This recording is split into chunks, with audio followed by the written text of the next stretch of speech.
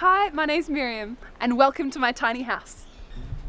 I think I was chatting with my friend when we were at uni around mortgages and buying houses and things like that, and how for people our age it had become this pipe dream to own a house just because of the inflation costs. And he basically was just like, oh, I've heard this cool idea, I have a book on it, and he just sent me the PDF of it.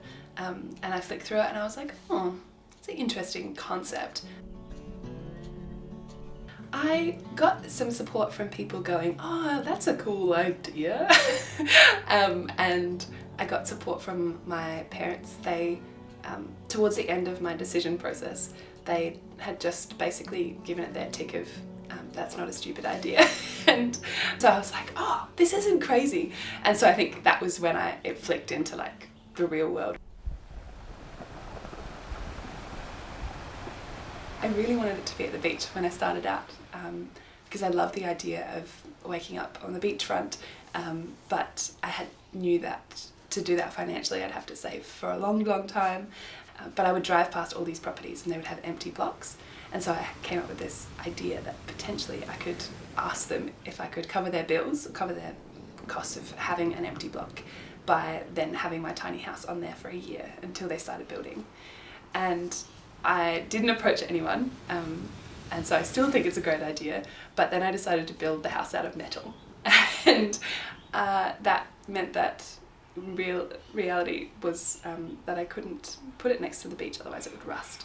So that was the end of the plan to live right next to the beach. But I decided it was worth it because I had no building experience before I started, and so putting together a wooden frame and driving it 100 k's down the freeway back to Adelaide was a terrifying concept.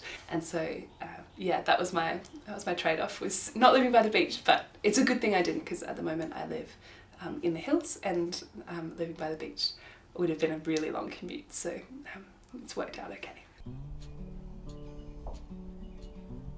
When I began building, it was really overwhelming, just the concept of building such a big thing. I remember building like a little cardboard version of the tiny house with like little people that were the same size as me, but to like a scale.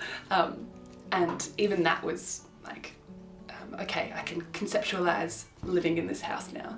I remember like organising my trailer to be built, and then getting the trailer actually delivered and lying on it and being like, this is my trailer, I own this trailer.